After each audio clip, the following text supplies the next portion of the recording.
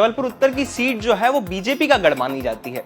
मतलब पारंपरिक तौर पे बीजेपी वहां पे जीतती आई, लेकिन 2018 का विधानसभा चुनाव वो बीजेपी वहां पर हार गई थी। इसकी क्या वजह रही थी? देखिए, मैं आपको बता दूं, कोई भी गढ़ जैसा कोई विषय कभी होता नहीं है। काम के आधार पर जनता अपना विश्वास जताती है। गांव पर गया तो मैंने कोई भी वादा नहीं किया, और मैं वादों के साथ नहीं, इरादों के साथ उत्तर मध्य विधानसभा में आया हूं। हाल ही में एक वीडियो काफी वायरल हो रहा था आपका, जो जबलपुर एसपी के साथ एक वीडियो की बहुत चर्चा हो रही थी। तो वो क्या मामला था? वो उस पर कुछ आप बता पाएं कि वो मामला क्या था? धाकड़ अंदाज था बिल्कुल आपका है। जिस तरह का प्रशासन का जो रवैया था, उसको लेकर हम लोगों ने प्रशासन से भी बात की, सब लोगों से कहा, लेकिन उसके बाद भी हमने अपना संयम नहीं खोया। हमने ये बात तय की कि यदि इस काम को करने में उच्च अधिकारियों का हाथ है तो वो खुद आकर यहाँ पर जनता के सामने बात करें। और देखिए, राम हमारी आस्था है, राम हमारे मन मंदिर पे वास करते हैं, और राम काज कीने बिना मोही कहाँ विश्राम। नमस्कार, मैं गौरव कुमार पांडे और इस वक्त आप देख रहे हैं एमपी तक, और मेरे साथ मौजूद है जबलपुर उत्तर से विधायक अभिलाष पांडे। सर, आपका स्वागत है।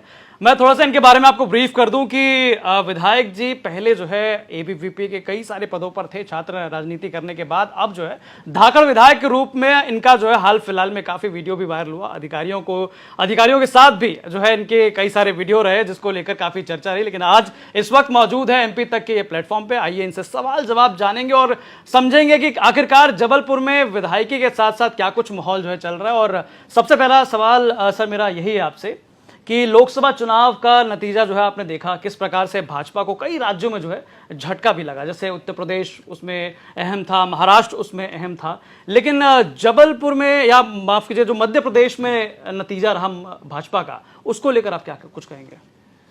देखिए, सबसे पहले तो मैं आपके प्रति आभार व्यक्त करता हूं कि आपने मुझे यहाँ बुलाया और समय दिया है।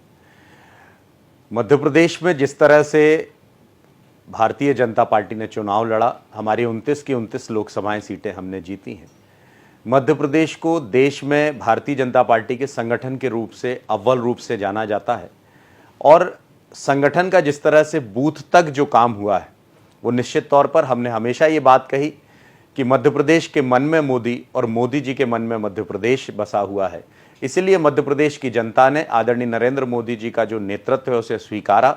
साथ ही हमारे कार्यकर्ताओं की जो मेहनत थी, आदरणीय मुख्यमंत्री डॉक्टर मोहन यादव जी हों, चाहे प्रदेश अध्यक्ष आदरणीय वीडी शर्मा जी हों, हमारे संगठन मंत्री हितानंद शर्मा जी हों, सभी कार्यकर्ताओं ने मिलकर हमारे नेतृत्व के साथ एक सूत्र में भारतीय जनता पार्टी के कमल खिलाने का काम किया, और विकास के विश्वास के साथ जनता ने अपना समर्थन दिया है। और मध्य प्रदेश में आपने देखा होगा कि बीमारू राज्य से उठाकर आज विकासशील और विकसित मध्य प्रदेश यदि बन गया है, तो जनता का विश्वास भारतीय जनता पार्टी के साथ है। इसलिए हम प्रचंड बहुमतों से जीतकर आए हैं।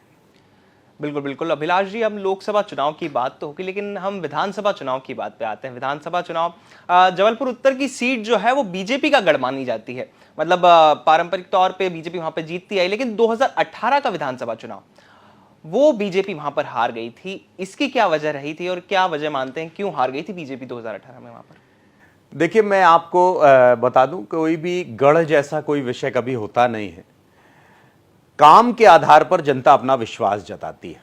हमारे यहाँ कई ऐसी विधानसभाएं हैं जिनमें वर्षों से भारतीय जनता पार्टी के हमारे लीडर्स जीत कर आ रहे हैं। वो जीतने का कारण यह है कि जनता के बीच में लगातार जनता का विश्वास भारतीय जनता पार्टी के साथ खड़ा हुआ है। हम काम के आधार पर बात करते हैं। मेरा यह मानना है कि लोकतंत्र के अंदर जवाबदेही होनी चाहिए।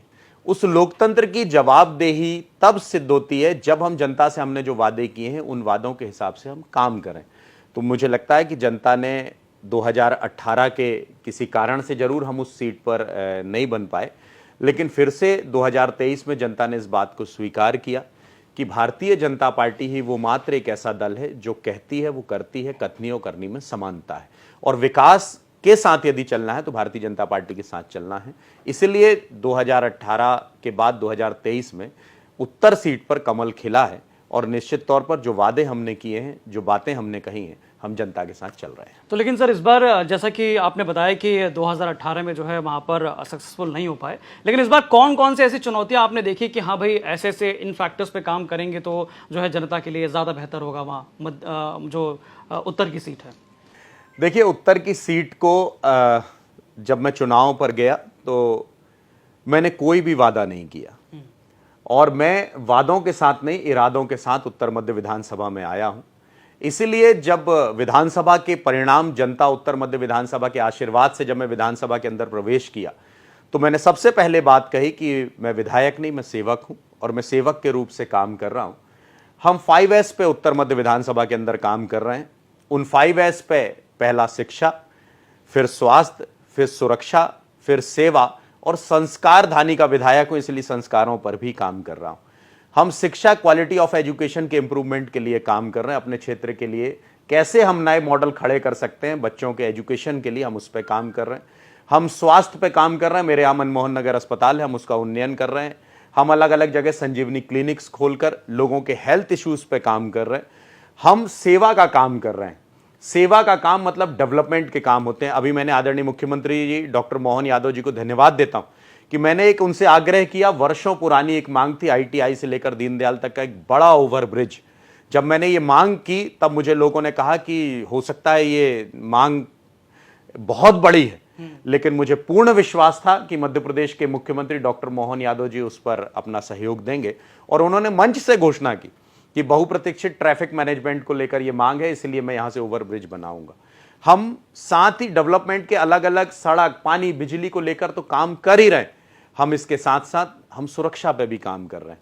हमारी विधानसभा महाकौशल जो पूरा रीजन है उसकी व्यावसायिक केंद्र है, तो मेरी जिम्मेदारी है वहां रहने वाले व्यापारियों की सुरक्षा के विषय पे हम काम कर रहे हैं। हम अलग अलग तरह से, चाहे थानों का परिसीमन का काम हो, चाहे चौकियां बनाने की बात हो, चाहे सुरक्षा केंद्र बनाने की बात हो, चाहे CCTV कैमरों की बात हो, इन सारे विषयों को लेकर हम सुरक्षा पे भी काम कर रहे हैं। ऐसे ही हम संस्कारों पे काम कर रहे हैं। मेरी इच्छा है कि आने वाली पीढ़ी, देखिए आज का जो समय है जो पूर्वजों ने हमको दिया है, हम चाहते हैं उनको संजोकर आने वाली पीढ़ी को देकर जाएं। इसलिए हम संस्कार धानी के विधायक होने के नाते युवाओं में संस्कार भी डेवलप हो, इस दिशा पर भी मैं काम कर रहा हूं। बिल्कुल अभिलाष जी, हाल ही में एक वीडियो काफी वायरल हो रहा था आपका, जो जबलपुर SP के साथ एक वीडियो की बहुत चर्चा हो रही थी, तो वो क्या मामला था? वो उस पर कुछ आप बता पाएं कि वो मामला क्या था? धाकड़ अंदाज था बिल्कुल आपका, है? देखिए, मैं शुरू से, मैं छात्र जीवन से ही मैंने हमेशा फील्ड पे आगे रहकर काम करा है। मैं युवा मोर्चे का प्रदेश का महामंत्री भी था, युवा मोर्चे का उपाध्यक्ष था, फिर 5.5 साल तक अध्यक्ष रहने का भी मुझे अवसर मिला। निश्चित तौर पर उस दिन जो घटना हुई है उस पर जब हम सब लोगों के पास जानकारी आई, पहले से सारा विषय था, लेकिन जब हम वहां पर पहुंचे और हमने देखा कि वहां पर जिस तरह की स्थिति बनी, तो MPB के अधिकारियों का भी मेरे पास फोन आया। तो मैं और हमारे सम्मानीय जिला अध्यक्ष हम दोनों गए और हम लोगों ने बैठकर बात की, और यदि कोई इस तरह की तोड़फोड़ और बाकी सारी विषय थे तो निश्चित तौर पर उसको लेकर हमने कार्यकर्ताओं से भी बात की। वो बेसिकली उस समस्या की जड़ पे जाने की आवश्यकता है। लगातार वहां के जनप्रतिनिधि MPB से शिकायत कर रहे थे कि यहां पर बिजली की समस्या है। कई जगह अलग अलग तरीके से MPB के कर्मचारी आते हैं, लोगों ने शिकायत की थी। कई दिनों से लोग वहां परेशान हो रहे थे। उन्होंने अपने जनप्रतिनिधियों से बात की, जनप्रतिनिधि गए, वहां का अंदर क्या हुआ, क्या बहस हुई, क्या बातें हुई, ये सारी बातें अलग। लेकिन उसके बाद जो घटना हुई उसको लेकर हमने अपने कार्यकर्ताओं को भी समझाइश दी, MPB के अधिकारियों को, चूंकि मैं वहां से विधायक हूं, उनको भी समझाइश दी। उन्होंने भी कहा कि ठीक है, इस प्रकार की घटना की पुनरावृत्ति नहीं होगी। लेकिन रात को 1 बजे चुपके से उनके खिलाफ FIR हो जाना, जो जनप्रतिनिधि हैं, जो वहां के मंडल अध्यक्षगण हैं, एक तरफा एक एप्लीकेशन 2 बजे पार्टी के कार्यकर्ताओं ने भी डाली थी, उसको भी मैंने मना किया कि इस पर कोई कार्रवाई मत कराना, क्योंकि अधिकारियों के खिलाफ कार्रवाई करना ठीक नहीं। लेकिन जब इस तरफ से कार्रवाई हुई तो हमने कहा कि उस तरफ से भी कार्रवाई कर दीजिए, ताकि दोनों में समावेश, एक साथ समानता हो जाए विषय की। लेकिन जिस तरह का प्रशासन का जो रवैया था उसको लेकर हम लोगों ने प्रशासन से भी बात की, सब लोगों से कहा, लेकिन उसके बाद भी हमने अपना संयम नहीं खोया। हमने ये बात तय की कि यदि इस काम को करने में उच्च अधिकारियों का हाथ है तो वो खुद आकर यहाँ पर जनता के सामने बात करें, और उसी विषय का वो पूरा विषय आप सबके सामने आया है।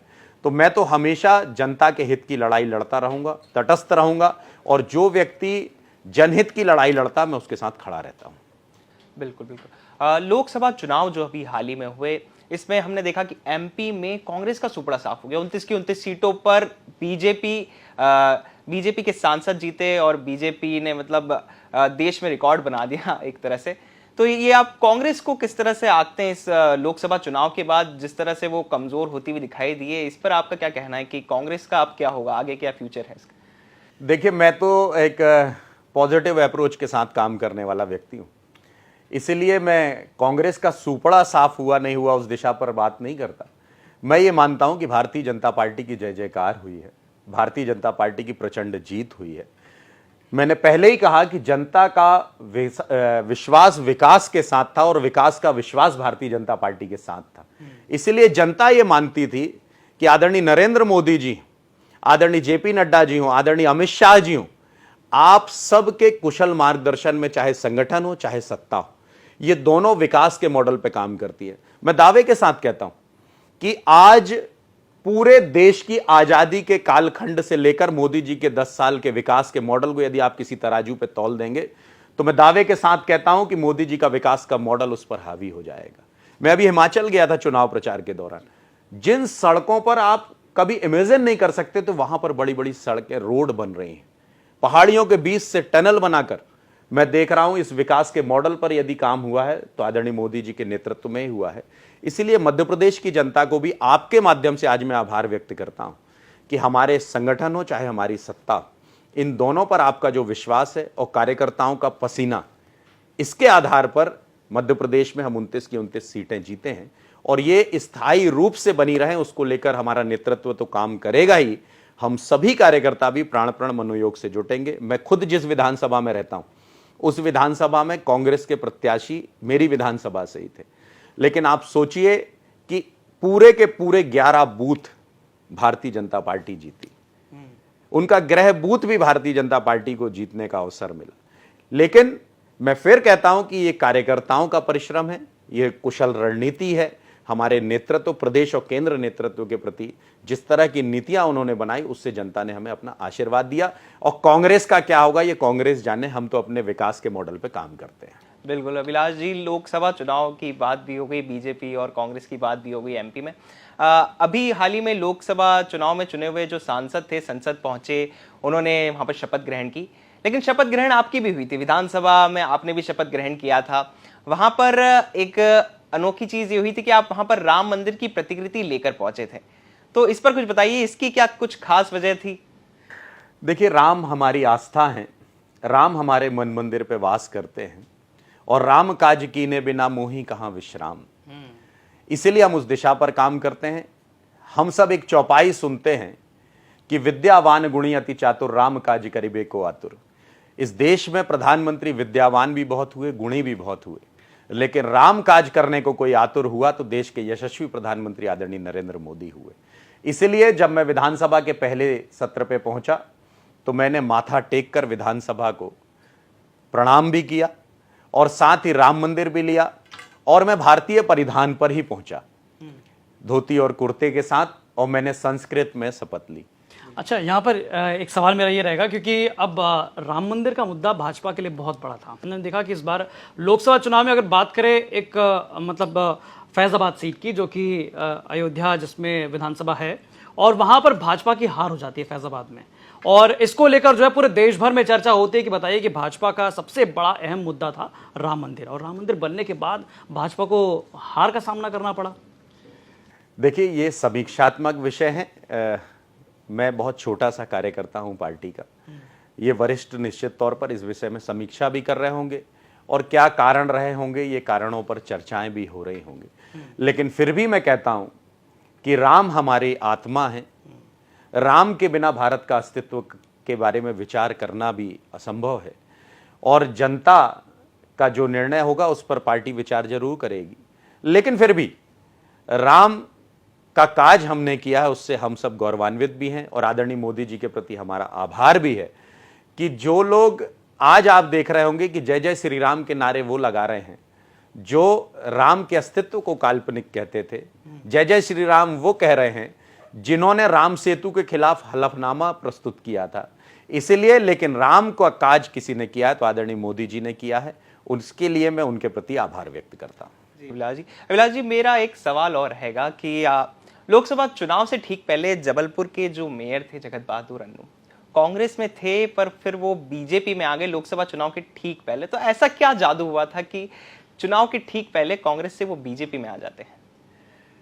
देखिए, बहुत सारे लोगों ने मध्य प्रदेश में भारतीय जनता पार्टी ज्वाइन की है। दोनों पार्टियों का बेसिक डिफरेंस है।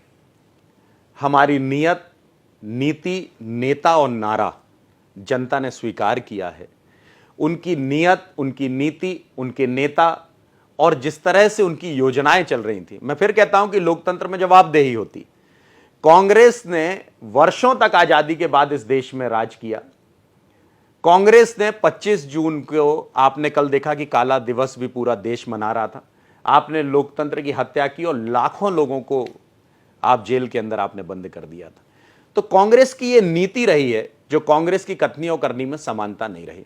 15 महीने कांग्रेस की सरकार थी, मैं युवा मोर्चे का प्रदेश अध्यक्ष था, पूरे मध्य प्रदेश की सड़कों पर मैंने आंदोलन किया और हम पूरे कार्यकर्ता जेलों में बंद हो गए।